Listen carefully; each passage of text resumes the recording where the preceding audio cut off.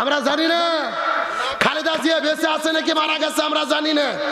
যদিও অনেকেই বলতেছে উনি বেঁচে আছেন, কিন্তু আবার অনেকেই আজকে দেখলাম এবারকের হসপিটালের একটা নার্সের অডিও রেকর্ড ফাঁস হয়েছে, জানি না সত্য কিনা মিথ্যা। উনি বলতেছে অনেক আগেই তো ম্যাডাম মারা গেছে, তাকে রাখা হয়েছে। আবার তারেক জিয়া যখন দেশে ফিরলেন তিনি যা যা করেছে সবকিছু রেকর্ড টেলিভিশনে খবর প্রচার হয়, ভিডিও দেখানো হয়, কিন্তু উনি যে খালেদা জিয়ার সাথে দেখা করলো এর কোনো ভিডিও নাই, কোনো ছবিও। মানুষের মনে আরো সন্দেহ ঢুকে গেছে। চায়ের দোকানে বাজারে রাস্তাঘাটে একই গল্প, বলতেছে খালেদা জিয়া বেঁচে নাই, রাজনীতিকে স্বার্থ হাসিলের জন্য ওকে বেঁচে রাখা হয়েছে। কেউ বলতেছে ও অনেক আগেই মারা গেছে, পরবর্তীতে ঘোষণা হবে। আসলে বেঁচে আছে না মরে গেছে মূল তথ্য কে জানে? আরো জোরে বলেন। তবে তার কৃতি সন্তান তারেক জিয়া আমাদের বগুড়ার গর্ব, তাকে বলতে চাই দয়া করে আপনি সঠিকটা জাতির কাছে প্রকাশ করেন। খালেদা জিয়াকে মানুষ অন্তর দিয়ে হৃদয় দিয়ে ভালোবাসে, তার মৃত্যু নিয়ে কোন মিথ্যাকার সাজি নাটক এই জাতি পছন্দ করবে না। তার কারণ খালেদা জিয়া শুধু বিএনপির নেত্রী না, বাংলাদেশের 18 কোটি জনগণের নেত্রী। এ সবাই তাকে ভালোবাসে না? আজকে অসুস্থ জামাতের ভাইরা তার জন্য দোয়া করেছে, শিবির দোয়া করেছে, হেফাজত দোয়া করেছে, চরমোনাই দোয়া করেছে। তার মানে খালেদা জিয়া শুধু বিএনপির না, ও দেশের জনগণের নেত্রী। আর আল্লামা সাঈদী শুধু জামাত ইসলামের নেতা না, আল্লামা সাঈদী বাংলাদেশের 18 কোটি জনগণের কলিজার টুকরা।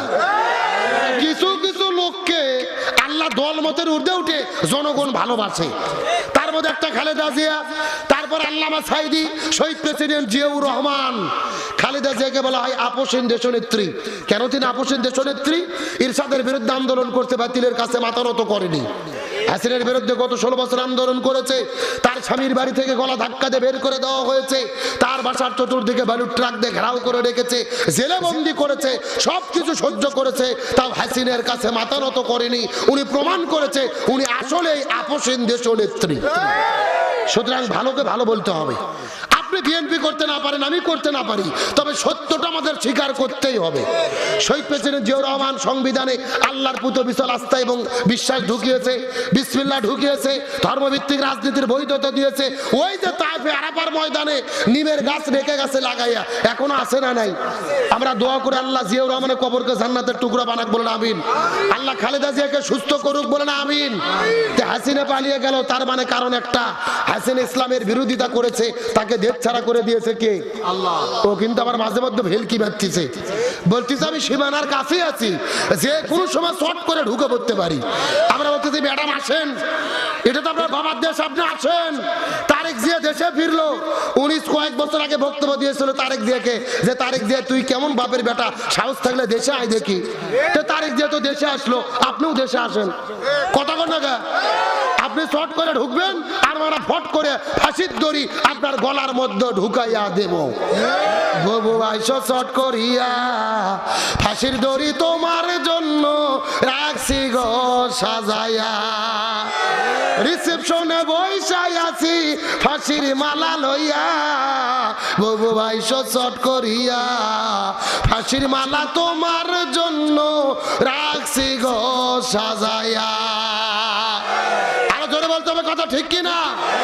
আল্লাহ বলছেন কুতিবা আলাইকুমুল কিসাস, জীবনের পরিবর্তে জীবন, হাতের পরিবর্তে হাত, পায়ের পরিবর্তে পা, চোখের পরিবর্তে চোখ। এই আয়াতের ডিজিটাল ব্যাখ্যা হলো আয়না ঘরের পরিবর্তে আয়না ঘর, ফাঁসির দড়ির পরিবর্তে ফাঁসির দড়ি। দেশে আগুন লাগাইয়া আলেমদের জ্বালাইয়া পালাইয়া সাইরা গেলে ঢাকা, গণভবনটা এখন ফাঁকা বুবুরে, গণভবনটা এখন ফাঁকা। শূন্যস্থান পূরণ বোঝেন না? এ যারা জবান খুলবে না মনে করবেন এদের মধ্যে ভেজাল আছে। এ জোরে বলেন গণভবনটা এখন, দেশে আগুন লাগাইয়া আলেমদের জ্বালাইয়া পালাইয়া সাইরা গেলে ঢাকা, গণভবনটা এখন ফাঁকা। ডাইনি রে গণভবনটা এখন, গণভবনটা এখন। অধিকারের কথা বললে বলেছিলে রাজাকার, জনগণ বইজা গেল তুমি বুবু স্বৈরাচার। অধিকারের বললে কথা বলেছিলে রাজাকার, জনগণ বইজা গেল তুমি বুবু স্বৈরাচার। তোমার নেই তো শরম লাজ বাস, তোমার নেই তো শরম লাজ, বুবু বড়ই সিটিং বাস, কাউও ডাকে না আর কাকা, গণভবনটা এখন ফাঁকা বুবুরে, গণভবনটা এখন, হে সবাই গণভবনটা এখন, দেশে আগুন লাগাইয়া জনতারে জ্বালাইয়া পালাইয়া ছাইরা গেলে ঢাকা, গণভবনটা এখন ফাঁকা বুবুরে, গণভবনটা এখন। খেলা হবে খেলা হবে, শামীম তো আর বলে না, সংসদে মমতাজের বুকটা তো আর ফাটে না। খেলা হবে হবে খেলা, কাউয়া তো আর বলে না, সংসদে মমতাজের বুকটা তো আর ফাটে না। পলকের ঝলক তো আর নাই, বুবুর টাকলা মুরাদ নাই, পলকের ঝলক তো আর নাই, মাহির টাকলা মুরাদ নাই, দিল্লিতে স্বামীর বাড়ি একা, গণভবনটা এখন ফাঁকা বুবুরে, গণভবনটা এখন, গণভবনটা এখন। মিথ্যা মামলায় ফাঁসি দিলে সোনার মানুষগুলোরে কত বড় ডাইনি সেজে, মায়া নাই তার অন্তরে। সাতক্ষীরার তৌহিদি জনতা গভীর মনোযোগ, কোরআনের পাখি আল্লামা সাইদি, মতিউর রহমান নিজামী, আব্দুল কাদের মোল্লা, সালাউদ্দিন কাদের শাখা চৌধুরী নিরপরাধ মানুষদেরকে ফাঁসির দড়িতে ঝুলাইয়া হাসিনা হত্যা করেছে। এদের কোন অপরাধ ছিল না, অপরাধ একটা, তারা জমিনের ভেতরে কোরআন বিজয়ের আন্দোলন করেছিল। মিথ্যা মামলায় ফাঁসি দিলে মহান মানুষগুলোরে কত বড় ডাইনি সেজে, মায়া নাই তার অন্তরে। আজও সেই আদালত আছে, ফাঁসির দড়িও আছে, কবে পাবো বুবু তোমার দেখা, অপেক্ষা করছে শুধু ঢাকা, দেশে আগুন লাগাইয়া আলেমদের জ্বালাইয়া পালাইয়া ছাইরা গেলে ঢাকা, গণভবনটা এখন, সবাই গণভবনটা এখন, গণভবনটা এখন, গণভবনটা এখন ফাঁকা। আলোচনা কি চলবে? কারা কারা চলবে? দুটি হাত আল্লাহকে তুলে দেখাই, লিল্লাহে তাকবীর। আজকের মাহফিল, আমার বন্ধুগণ মুসলমান ভাইরা গভীর মনোযোগ লক্ষ্য করুন, কোনো দিকে নজর নাই, কোনো দিকে তাকাতাকি নাই। রাত যেহেতু গভীর হয়ে গেছে, আর বেশি কোনো ব্যাখ্যা আপনাদের দেব না, তবে ছোট্ট করে দৃষ্টান্ত দেওয়ার পরে সামনের দিকে চলে যেতে চাই। নবীজির একজন সাহাবী হযরত হানজালা রাদিয়াল্লাহু তাআলা নতুন বিবাহ করার পরে ওই বউটাকে সঙ্গে করে নিয়ে যখন তিনি বাসর ঘরের মধ্যে চলে গেছেন, ওই বাসর ঘরের ভেতরে প্রেম ভালোবাসা মহব্বত যখন শুরু করে দিলেন, ফুলসজ্জা রাত যখন তিনি পার করতেছিল, এমন সময় গভীর রজনীতে কে যেন মদিনার গলি থেকে চিৎকার করে ডেকে বলে, কুতিলা মুহাম্মদ, কুতিলা মুহাম্মদ, মুসলমানদের নবী এই জমিনের মধ্য থেকে বিদায় নিয়ে চলে গেছে। এই কথা শোনার পরে হযরত হানজালা ওই বাসর ঘরের ভেতরে বিছানার উপরে বউটাকে শোয়াই রাখার পরে এক দৌড়ে তিনি চলে গেলেন কূপের ভেতরে ফরজ গোসলটা আদায় করার জন্য। কিন্তু কূপের মধ্যে যাওয়ার পরে হাতের মধ্যে তিনি পানি উঠানোর মগ নেওয়ার পরে কূপের মধ্য থেকে পানি উত্তোলন করার পরে ওই পানি যখন তিনি শরীরের মধ্যে ঢেলে দেবে, এমন সময় লক্ষ্য করে দেখে ওই মদিনার গলির মধ্য থেকে আবারও কে যেন ডেকে ডেকে বলে, কুতিলা মুহাম্মদ, কুতিলা মুহাম্মদ, মুসলমানদের নবী জমিনের মধ্য থেকে বিদায় নিয়ে চলে গেছে।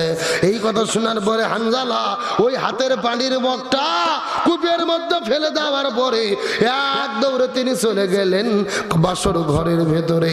ওই বাসর ঘরে বউ রাখার পরে হাতের মধ্যে তরোয়াল নেওয়ার পরে ঘর থেকে বের হয়ে যখন তিনি দৌড়ানো শুরু করে দিলেন,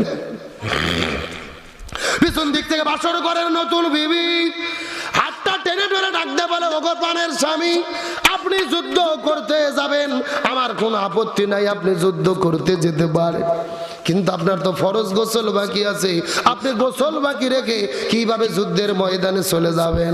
আগে গোসল করেন, তারপরে যুদ্ধের ময়দানে চলে যান। এমন সময় হানজালা ডাকতে বলে, বিবি রে, আমি যদি গোসল করা শুরু করি আর মুসলমানদের নবী উহুদের প্রান্তরে যদি শাহাদাত বরণ করে বিদায় নিয়ে চলে যায় হাসরের ময়দানে, আল্লাহ যদি আমার কাছে জিজ্ঞেস করে বলে, হানজালা, ওই মুসলমানদের নবী উহুদের প্রান্তরে শাহাদাত বরণ করে বিদায় নিয়ে চলে গেল, আর তুমি বাসর ঘরের ভেতরে কেমন করে সময় পার করলা, আমি তখন আল্লাহর কাছে কেমন করে জবাব দেব? মুসলমানদের নবী যদি বিদায় নিয়ে চলে যায় আর হাসরের ময়দানে আল্লাহ যদি আমার কাছে জিজ্ঞেস করে বলে, হানজালা, মুসলমানদের নবী বিদায় নিয়ে চলে গেল, তুমি বাসর ঘরে কেমনে সময় পার করলে, আমি তখন আল্লাহর কাছে কেমন করে জবাব দেব?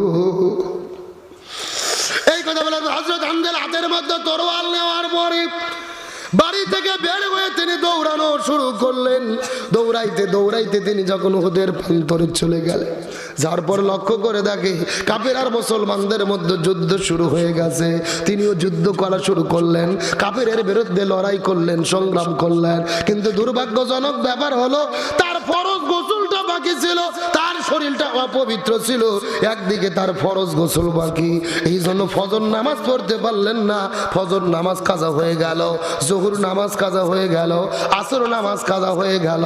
একদিকে ফরজ গোসল বাকি, আর একদিকে 3 ওয়াক্ত ফরজ নামাজ কাজা। যুদ্ধ করতে করতে আসর পরে মাগরিবের আগে লক্ষ্য করে দেখা গেল কোথায় থেকে যেন একটা কাফেরের বাচ্চা আসার পরে পেছন দিক থেকে হানজালার কাঁধের ওপরে তরোয়াল দিয়ে আঘাত করেছে। সঙ্গে সঙ্গে তার দেহ থেকে কাল্লাটা আলাদা হয়ে মাটির মধ্যে পড়ে গেছে। সাতক্ষীরা মুসলমান গভীর মনোযোগ লক্ষ্য করুন, ওদের প্রান্তরে শুধু হানজালা নয়, নবীজির ৭০ জন সাহাবী শহীদ হয়ে গেছে। আজকেও যারা মক্কা মদিনার ভেতরে হজ আর উমরা করার জন্য যাবেন, মদিনায় গেলে কিন্তু লক্ষ্য করে দেখতে পারবেন উহুদ পাহাড়ের পাদদেশে একই জায়গার ভেতরে ৭০ জন সাহাবীকে কবরস্থ করে রাখা হয়েছে।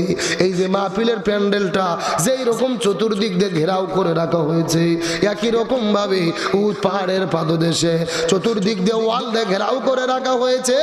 ৭০ জন সাহাবীর ওই জায়গার মধ্যে কবর দেওয়া হয়েছে, পাথরের মধ্যে খোদাই করে করে ৭০ জন সাহাবীর কিন্তু নাম লেখা রয়েছে। আমার নবী বড় দয়া করে, মায়া করে, ভালোবেসে, কান্না করে করে নিজের হাতে ৭০ জন সাহাবীকে নবীজি কবরস্থ করে রেখেছে। সাতক্ষীরা মুসলমান গভীর মনোযোগ বোঝার চেষ্টা করেন। ওই মদিনায় যাওয়ার পরে লক্ষ্য করে দেখতে পারলাম ওই মদিনার ভেতরে হাজার হাজার পাহাড় দেখা যায়, কিন্তু কোনো পাহাড় কিন্তু লাল না। উহুদ পাহাড়কে যত পরিমাণ লাল দেখা যায়, আমি মদিনার মানুষদেরকে জিজ্ঞেস করে বললাম, ভাই, এই মদিনার ভেতরে হাজার হাজার পাহাড় দেখা যায়, কোনো পাহাড় তো অতটা লাল না, উহুদ পাহাড়কে কেন এত লাল দেখা যায়? মদিনার মানুষেরা বলে, হুজুর, মিথ্যা কথা বলবো না, কসম করে বলি, আমরা আমাদের পূর্বপুরুষদের কাছে শুনেছি, কিতাবের মধ্যে পড়েছি, আমার নবী যুদ্ধ করতে করতে উহুদের প্রান্তরে যখন চলে গিয়েছিল, কয়েকজন কাফেরকে বিদায় করার পরে উহুদের প্রান্তরে পেছন দিক থেকে একটা ঘাতক আসার পরে নবীজির মাথার হেলমেটের মধ্যে যখন আঘাত করে দিলেন, নবীজির মাথার হেলমেটটা ভেঙে 2 ভাগ হয়ে গেল। একটা ভাগ হেলমেট নবীজির মুখের ভেতরে যখন ভেঙে ঢুকে পড়েছে, নবীজির যখন একটা দান মোবারক শহীদ হয়ে গেল, নবীজির মুখের মধ্য থেকে ঝরঝর ঝরঝর করে রক্ত পড়া শুরু করেছে। একটা ফোঁটা রক্ত ওই মদিনার জমিনের মধ্যে যখন পড়েছে, ওই পুরো মদিনা থরথর থরথর থরথর থরথর করে কাঁপা শুরু করেছে। একটা ফোঁটা রক্ত যখন মদিনায় উহুদ পাহাড়ের নিচে পড়েছে, পুরো উহুদ পাহাড়টা কাঁপতে কাঁপতে কাঁপতে কাঁপতে ওই সাদার কালো থেকে লালচে বর্ণ ধারণ করেছে। লিল্লাহে তাকবীর। আমি নবী না চিনিলাম, কি ভুল করিলাম, আমি নবী না চিনিলাম, কি ভুল করিলাম ভস্মে ঢালিলাম ঘি মানুষ হইয়া জন্ম লইয়া মানুষের করিলাম কি আমি মানুষ হইয়া জন্ম লইয়া মানুষের করিলাম কি। আমার মুসলমান ভাইরা গভীর মনোযোগ লক্ষ্য করে বোঝার চেষ্টা করেন। আমার নবীজি ওদের প্রান্তরে হাউমাউ করে কান্না শুরু করলেন, কিন্তু নবীজি লক্ষ্য করে দেখতে পারেন ওই মদিনার মধ্য থেকে একটা সুন্দরী মেয়ে বের হওয়ার পর কান্না করে করে ওদের প্রান্তরের দিকে দৌড়ে চলে এসেছে। নবীজি লক্ষ্য করে দেখেন মেয়েটির হাতের মধ্যে মেহেদি, পায়ের মধ্যে মেহেদি। নবীজির বুঝতে বাকি রইল না, মেয়েটি বাসর ঘরের মধ্য থেকে ওদের প্রান্তরে দৌড়ে চলে এসেছে। আস্তে করে যাওয়ার পরে নবীজি ওই মেয়েটিকে ডাক দে, বলে মারে তুমি বাসর ঘরের মধ্য থেকে ওদের প্রান্তরে কেন দৌড়ে চলে এসেছো জানতে চাই। মেয়েটি ডাক দে বলে, ইয়া রাসূলুল্লাহ, আপনি কি আমাকে চিনতে পেরেছেন নাকি? আমি তো সেই মেয়ে গতকালকে বিকেল বেলা আপনার সাহাবী হানজালার সাথে আপনি যেই মেয়েটিকে বিবাহ করে দিয়েছিলেন, আমি তো সেই মেয়ে। আপনার কি মনে পড়ে হানজালা আমাকে বিবাহ করার পরে বাসর ঘরের মধ্যে যখন আমাকে নিয়ে চলে গেল, ওই বাসর ঘরের ভেতরে ফুলসজ্জার রাত পার করতেছিলাম, এমন সময় গভীর রজনীতে কে যেন বাইরে থেকে ডেকে বলে, ফানা যুদ্ধ শুরু হয়ে গেছে, কুতিলা মুহাম্মদ, মুসলমানদের নবী বিদায় নিয়ে চলে গেছে। এই কথা শোনার পরে আমার স্বামী যুদ্ধ করার জন্য ওদের প্রান্তরে চলে এসেছে। ওগো নবী, আপনি ভুল বুঝবেন না, আমার উপরে রাগ করবেন না। আমার স্বামী এই দুনিয়ার মধ্যে থেকে বিদায় নিয়ে চলে গেছে, এই জন্য আমি কোনো কান্না করি না। আমার কান্না করার কারণ হলো আমার স্বামীর ফরজ গোসল বাকি আছে, আপনি একটু আমার স্বামীর জন্য গোসলের ব্যবস্থাটা করে দেবে। লিল্লাহি তাকবীর। আমার স্বামী দুনিয়া থেকে বিদায় না চলে গেছে, এই জন্য আমি কোনো কান্না করি না। আমার কান্না করার কারণ আমার স্বামীর ফরজ গোসল বাকি, আপনি একটু গোসলের ব্যবস্থাটা করে দেবেন। তার কারণ ইসলামী শরীয়তের বিধান হলো কোন ইমানদার মুসলমান এই দুনিয়ার মধ্য থেকে যদি বিদায় নিয়ে চলে যায়, দিন কায়েমের আন্দোলন করতে গিয়ে, জালেমের জুলুমের মোকাবেলা করতে গিয়ে, আল্লাহ বলে ইয়া রাসূলুল্লাহ, এদেরকে নতুন করে গোসল দেওয়ার দরকার নাই, নতুন করে কাপড়ের কাপড় পরানোর দরকার নাই। যেই মানুষগুলো দিন কায়েমের আন্দোলন করে আল্লাহর জমিনে আল্লাহর দিনকে প্রতিষ্ঠা করার জন্য জালেমের জুলুমের মোকাবেলা করে বিদায় নিয়ে চলে যাবে, এদেরকে নতুন করে কোনো গোসল দেবেন না, এদেরকে নতুন করে কোনো কাপড়ের কাপড় পরাবেন না। এই মানুষগুলোকে রক্ত মাখা জামা নিয়ে হাসরের ময়দানে আপনি দাফন করে দেবেন। এই মানুষগুলো হাসরের ময়দানে রক্ত মাখা জামা নিয়ে আল্লাহর কাছে শহীদদের কাতারে তারা দাঁড়ায়া যাবে। লিল্লাহি তাকবীর। তার মানে বোঝা গেল দিনের জন্য যারা জীবন দেয় এরা কখনো মরে। এই আমাদের মধ্য থেকে বিদায় না চলে গেল শহীদ শরীফ ওসমান হাদি। কয়েকদিন আগে তিনি মনের মধ্যে কত সাহস নিয়ে বক্তব্য দিয়েছিল, 50 বছর বাঁচবো না, 5টা বছর বেঁচে থাকতে চাই, এমন আমি কাজ করে যেতে চাই যেন এই দেশের মানুষ আমাকে স্মরণ রাখে। রাজনীতি যারা করে এদের ঘরের মধ্যে শুয়ে থেকে মরা উচিত নয়, এদেরকে জিহাদের ময়দানে শাহাদাত বরণ করা উচিত। যে শরীফ ওসমান হাদি মনের মধ্যে শাহাদাতের তামান্না নিয়ে সব সময় তিনি বক্তব্য দিতেন, ওই ভারতের আধিপত্যের বিরুদ্ধে কথা বলার কারণে ওই জালেমের বাচ্চারা মাথার মধ্যে গুলি করে তাকে দুনিয়া থেকে বিদায় করে দিল। হাদি ভাই শহীদ হয়ে গেল। এই বাংলাদেশের এমন কোন এমপি মন্ত্রী নাই, এমন কোন রাষ্ট্রপতি প্রধানমন্ত্রী নাই যার জানাজায় 15-20 লক্ষ মানুষ উপস্থিত হয়েছে, অথচ হাদি ভাইকে বিদায় করে দেওয়া হলো। লক্ষ লক্ষ মানুষ তার জানাজায় গিয়ে কান্না করে করে করে দোয়া করলো। তার মানে বোঝা গেল হাদি মরে না, এক হাদিকে তোমরা হত্যা করেছো। হাজার হাজার হাদি রাজপথে নেমে স্লোগান দেওয়া শুরু করেছে। কথা বলেন ঠিক কিনা? এক হাদিকে তোমরা শহীদ করেছো, আজকে হাজারো লক্ষ হাদি শাহবাগের চত্বরে দাঁড়িয়ে মিছিল করতেছে, তুমি কে আমি কে, হাদি হাদি, আমরা সবাই হাদি হব, যুগে যুগে লড়ে যাব। তার মানে জালেমের বাচ্চাদের বলতে চাই, এক হাদিকে মেরে তোমরা কোনো ক্ষতি করতে পারবে না। হাদি নিজেই বলেছিল, আমাকে মারবে, আমার সন্তান লড়ে যাবে, তাকে মারবে, তার পরবর্তী সন্তান লড়ে যাবে, প্রজন্মের পর প্রজন্ম আমরা লড়েই যাব, তারপরে বাতিলের কাছে মাথা নত করব না।